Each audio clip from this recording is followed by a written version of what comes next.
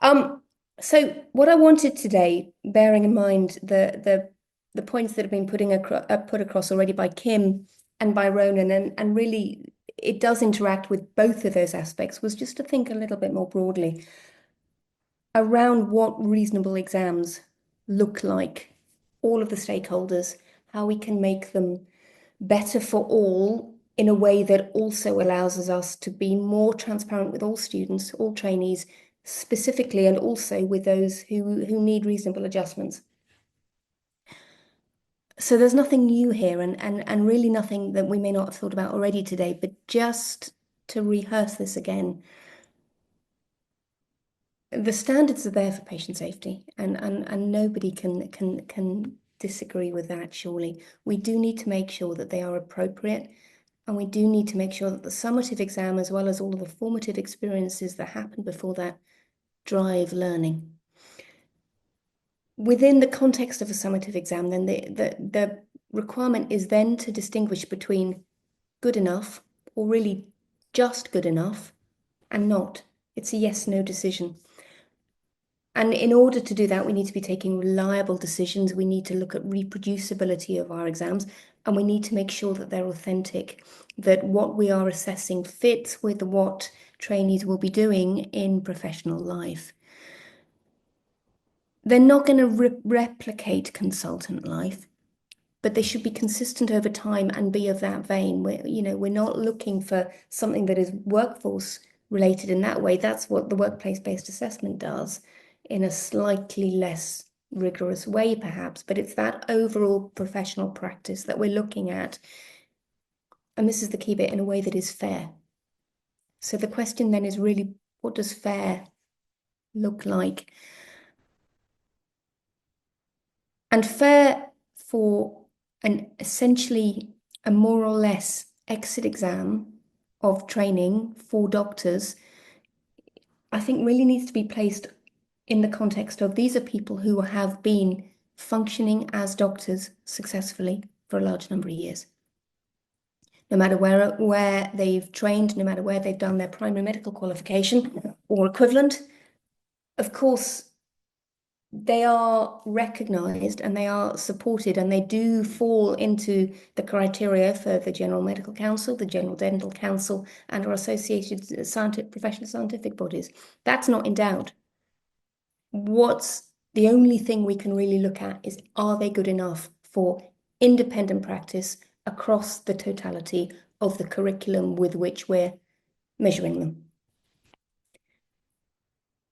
And I think if you begin to think about that in terms of acceptableness and everyday practice, I think I find myself in a position whereby, with trusted consultant colleagues, we are supportive of each other, we are nice to each other, we recognize that every now and again a consultant may have to go and collect a child from school, and someone will cover, or their time will be shifted. They will make the work up. You trust them, you know that they are going to deliver, and that trust is important. The people that we are examining are our future colleagues, so making sure that we trust them and we treat them with as much compassion and care and support that we can while we're making these important decisions about them is really, really important. And we need to recognize that in our candidates, but also recognize that in our examiners, and recognize that in the team behind the scenes, the Royal College of Pathologists, who keep this together. So to me, this is about value and about listening and behaving reasonably and compassionately to all. If you get down into the metadata of what makes a fair exam, then of course we're looking at better questions mapped to curricula that have clarity, that have had multiple heads looking at them, that are more acceptable to students or trainees in an exam that is relevant, highly relevant to clinical practice. We're really lucky to have psychometric support newly installed within the college. It's a fantastic resource. Fantastic person has just started in that post and will really add a lot of colour and expertise and rigorousness to this process. Of course, the exams are also really expensive. We don't make a profit on them. They are really expensive to run as is, in the context of relying on a really dedicated band of volunteer examiners who give up their time to examine, to mark, to quality assure, to do all of those steps. But in recognizing that their time is given freely, of course, it allows us to keep the cost where it is. And that is a challenge that is ongoing. And we all know that in the current context of NHS work, etc., that's becoming more of a challenge. And it's something that we really need to carefully manage as we can. Geography, of course, adds a fairness dimension, it adds a cost dimension, it adds an inclusive dimension. And we need to be really careful that we're doing this in the right way. And the way that we adapt the exam and the way that we can and the way that we feel is fair is really key. And I think the panel that we've recently established to look at that for inclusive purposes is going to be really, really valuable. Again, as Kim says, it has to provide a framework to put in the context of the scenario in front of them, but that framework is useful. So as we continue to evolve towards a more balanced, supportive approach, looking at feedback that we receive from candidates, and we do receive it and we do really value it, and also from examiners, it's important that we learn from our mistakes. The number of exams that are delivered by the Royal College is huge. Anything that we can do to grow consistency, to adapt, to make them more deliverable is useful and should allow us therefore to provide more care for our candidates, which is really important.